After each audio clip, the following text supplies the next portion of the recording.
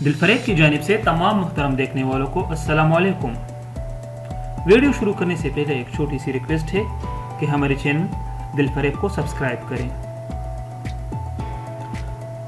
अगर हम तुर्की की थोड़ी सी तारीख को डिस्कस करें तो 16वीं और 17वीं सदी में सुल्तानत उस्मानिया तुर्की पर दुनिया की मजबूत तरीन सुल्तानत बन चुकी थी, लेकिन जब यह सुल्तानत ज़वाल पजीर हो गई तो इन दिनों पहली जंग अज़ीम में उन्होंने जर्मनी की हिमायत की, लेकिन फतह पाने वाले ममालिक ने इस सुल्तानत को टुकड़ों में तकसीम कर दिया और इसी सुल्तानत पर अपना कब्जा जमाने लगे। 9 मई 1919 को तुर्क अस्करी कमांडर लोगों ने मुस्तफ़ा कमाल पाशा की क़ियादत में जंग आज़ादी का ऐलान कर दिया। 18 सितंबर 1922 को तुर्कों ने तमाम फौजियों को तुर्की से निकाल दिया था। 1 नवंबर 1922 को तुर्क पार्लियामान ने खिलाफत को ख़त्म कर दिया और इसी तरह मुसलमानों की अजीम सुल्तानत यानी सुल्तानत उस्मानिया ख़त्म हो गई। 24 जुलाई 1923 को मुआहिदा लवाज़िम किया गया। ये वही मुआहिदा था जिसने तुर्की को बांध कर रख दिया था। ये मगरबी ममालिक की मुसलमानों के खिलाफ एक साजिश थी जो कामयाब हो गई। इस मुआहिदे में तुर्कियों पर 100 साल के लिए पाबंदियाँ लगाई गई थी। इस मुआहिदे में सुल्तानत का खात्मा और सुल्तान को अपने रिश्तेदारों समेत जलावतन किया गया था। खिलाफत की मुकम्मल अमलाक और सुल्तान की सभी अमलाक जब्त कर दी गई थी। तुर्की को 100 साल के लिए अपने मुल्क या किसी दूसरे मुल्क में ड्रिलिंग करने पर पाबंदी लगाई गई थी, यानी 100 साल के लिए तुर्की पेट्रोल इंपोर्ट करने के लिए पाबंद बना दिया गया था। इस मुल्क को सेकुलर स्टेट बनाने के लिए इस्लाम और खिलाफत के दरमियान इस पर पाबंदी लगाई गई थी। मुआहिदा लवाज़िम के मुताबिक यहाँ से गुजरने वाले किसी भी बेड़े से तुर्की टैक्स वसूल नहीं कर सकेगा। इस मुआहिदे पर दस्तखत स्विट्जरलैंड में लवाज़िम के मकाम पर हुए थे, इसलिए इस मुआहिदे को मुआहिदे लवाज़िम से पुकारा जाने लगा। इस मुआहिदे के बाद 29 अक्टूबर 1923 को तुर्की एक आज़ाद और खुद मुख्तार मुल्क दुनिया के नक्शे पर उभरा और यही दिन तुर्की का कौमी दिन कहलाया जाने लगा।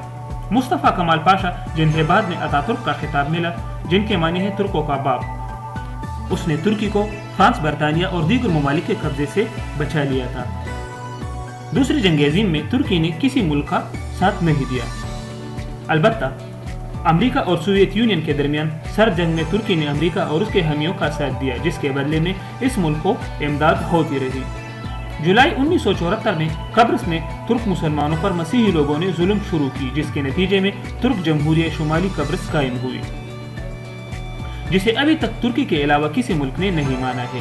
जबकि जनूबी कब्रस, जिसे जनूबी कब्रस का नाम दिया गया था, ये एक मसीह आबादी वाला हिस्सा है। इसे आज़ाद होने के अलावा यूरोपीय यूनियन की रुकनीत भी हासिल हो चुकी थी। तुर्की में एक ऐसा वक्त आया कि तुर्किश लोग इसे यूरोप बनाने के हक में थे। यहाँ पर हिजाब करने पर पाबंदी लगाई गई। 1992 में इस्तांबुल के नाजिम बनने वाले रजब उर्दगान अवाम में इस कदर मकबूल हुए कि उन्होंने 2002 में इश्तिराक से अपनी हुकूमत कायम करने की कोशिश की, मगर उन्हें 1998 में इस्लाम और मुसलमानों के हक में तकरीर करने के जुर्म में वज़ीर आज़म बनने से रोक दिया गया। इसके बाद उसके नायब अब्दुल्ला गुल को वज़ीर आज़म बना दिया गया। ताहम इसी हुकूमत ने आईन में तब्दीली करके उसकी हुकूमत को ख़त्म कर दिया। अब्दुल्ला गुल वज़रात उज़्मा से इस्तीफ़ा देने लगे और तोयब उर्दगान मुल्क के नए वज़ीर आज़म मुंतखब हुए। नवंबर 2007 में होने वाले इलेक्शन में इस पार्टी ने अक्सरियत से अपनी हुकूमत कायम की और 2014 से तोयब उर्दगान तुर्की के 12वीं सदर की हैसियत से फ़राइज़ अंजाम देने लगे। तुर्की का सरकारी नाम रिपब्लिक ऑफ तुर्की है। इसके शुमाल में ब्लैक सी, शुमाल मशरिक में जॉर्जिया और आर्मीनिया, मशरिक में अज़रबैजान और ईरान, जनूब मशरिक में इराक और सीरिया, शुमाल मशरिक में मिस्र और बल्गारिया वाक़ है। तुर्की 2 बर्र-ए-आज़मों एशिया और यूरोप में वाक़ है। इसका 3% हिस्सा यूरोप में आता है, जबकि इसका 97% हिस्सा मगरबी एशिया में आता है। इस मुल्क की कुल आबादी 8 करोड़ 50 लाख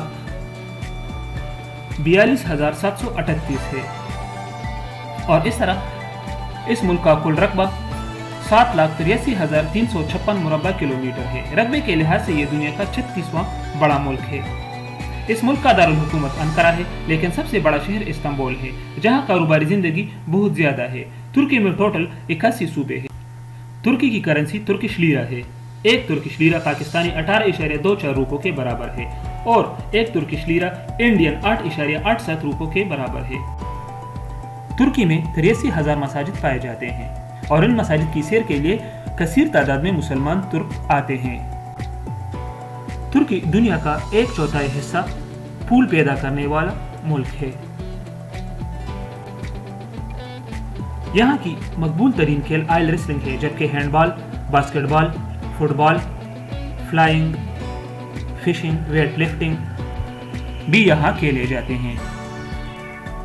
तुर्की की 18.2% आबादी का पेशा ज़राअत है, 26.8% आबादी सनत से वाबस्ता है, जबकि 55% आबादी निजी और सरकारी इदारों में मुलाजिमत कर रहे हैं।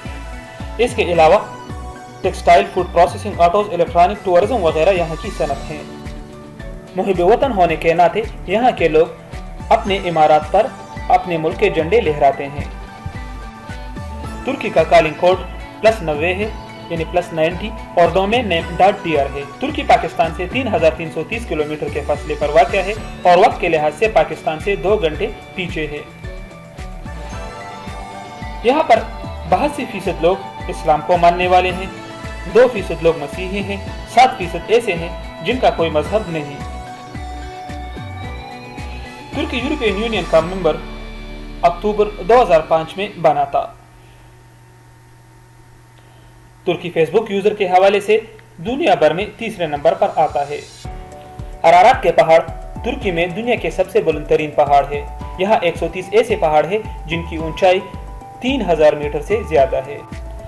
मोहतरम व्यूअर्स, तुर्की की वीडियो को यहाँ पर ख़त्म करते हैं क्योंकि फिर वीडियो लंबी हो जाएगी। अपना ख्याल रखिए। अल्लाह निगहबान।